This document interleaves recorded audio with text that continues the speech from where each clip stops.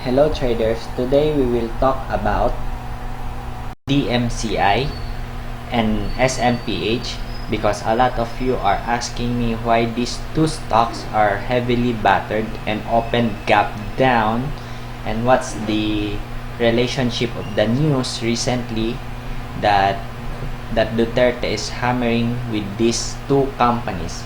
So at the end of this video, I'll also share with you how did I trade the MRC, because a lot of you too are asking me by private message on how did I spot MRC. So if you are new to my channel, please subscribe and hit the bell button so you'll be always get the latest content that I make for you to be equipped with the latest market happening. So let's get started with DMC. So DMC, last Saturday, I already posted in my FB page that Duterte is really disappointed with the DMC management because sa bumagsak daw na building nung nangyaring earthquake last year. So if you will check on my FB page, I already indicated or in the first video that on Monday, since hindi pa naman nangyari yung Taal eruption, sabi ko on Monday, DMC might open gap down. So since nung Sunday merong news about the Taal eruption, so nangyari ang gap down on Tuesday. So because of the negative surprises or negative news na the Duterte or the president will not give the DMCI permit to dig. Ika nga, because of the reasons na una, dahil kino-contest ni DMCI ang Maynilad because DMCI has a 27% stake na walang one roost yung sa concession agreement. So, dahil dito nagalit si Duterte because the DMCI management cannot solve the problem dun sa bumagsak na building, and yet kino-contest pa niya. So, with that reason, so let's check the DMC. So, as you can see, it opened gap down from here, right? And the only price that supports DMC right now is the 6.3 price level. At the same time, itong MA20. Should DMC fail to hold this range, so ang mangyayari, maaring mag-retrace up to 5.8, 5.2, and here. And as I remember, nag-check ako neto, is merong gap na nangyari dito. So maaaring DMC will close the gap here. Ito, dito. Yan. So, check this, diba? So, at least you have the idea that it might close the gap between here. So,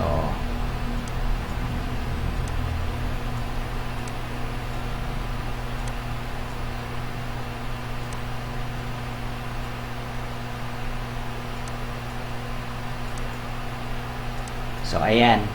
So, you have the idea on what are the support and resistances of DMCI should it fail to hold on the support level that we have pointed out a while ago. So, please avoid any stocks na meron mga negative sentiment because it will not protect you, and wait for a good entry if you want to trade with it.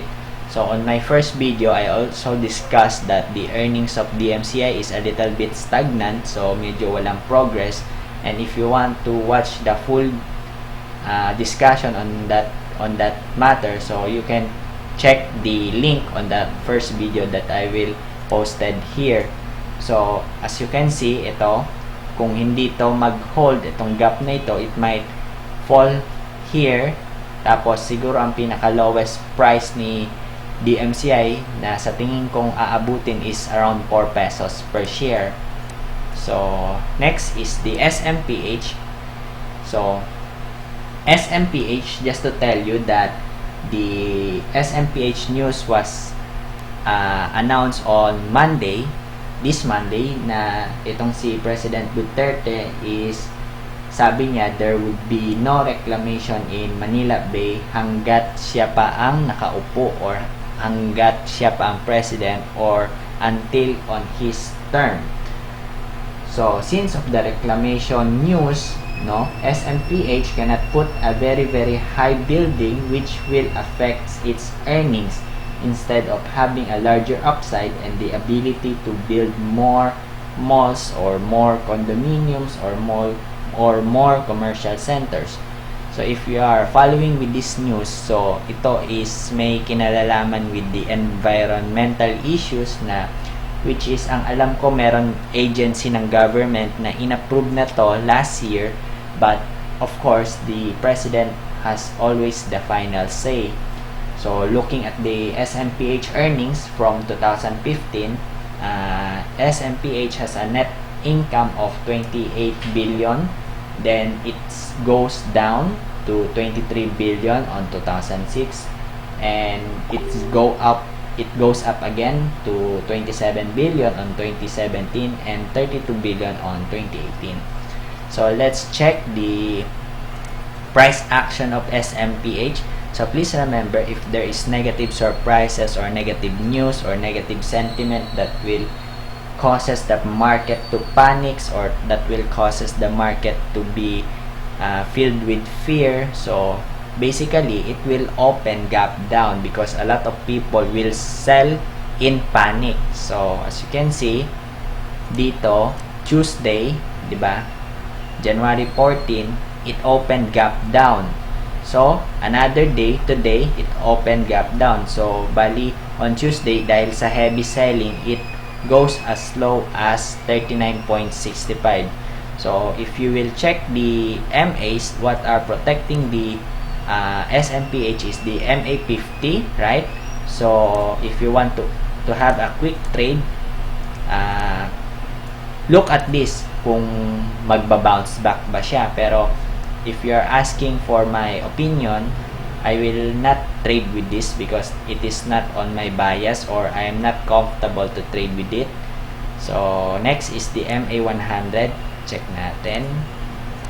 So ayan, so MA100 is also near on the support of 38 or 39 pesos per share dito sa support na to. So almost same lang. So if you will look at the larger picture of SMPH, SMPH doesn't break the resistance of 42.6 because nagretrace siya pababa. So what will happen next is you should watch closely with the news kung ano ang magiging news about the reclamation project doon sa Manila Bay. So the bonus clip is about MRC, which a lot of you is asking why I trade or how did I have that conviction to trade MRC. So just for the knowledge of everyone, I bought MRC here. Okay, tanggalin muna natin to and this one. So I bought MRC here on the gap up on the third day because I am expecting that MRC would close or will fill the gap or will close above this gap. So again, hindi ko siya binenta because I'm expecting also that it might reach here to close the gap, which happens. So bali, I sold on 25.255 because eto, kung mapapansin nyo, ito na yung pinaka-high niya dito. Ito. So, umabot pa siya ng 0.26 pero ano lang siya, parang last surge lang siya and hirap na siya and it closes below.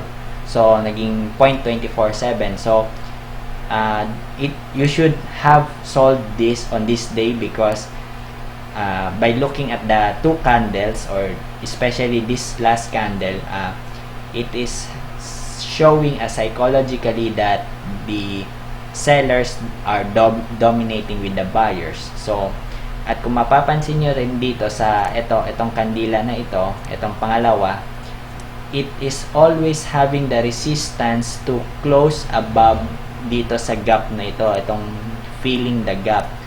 So yun, dun pa lang magkakaroon ka na ng conviction na it might always close at the gap mismo dito or much lower. So pwedeng dito sa 20.25. So what I did is I already liquidated my shares, so having that around 5% profit in just 2 days. So that's it for now. I hope you learned something from this video, and if you like this video, please comment down below kung ano yung natutunan nyo, and suggest any topics that you want me to discuss, so that I can create a valuable content for you. So God bless us all. Bye bye.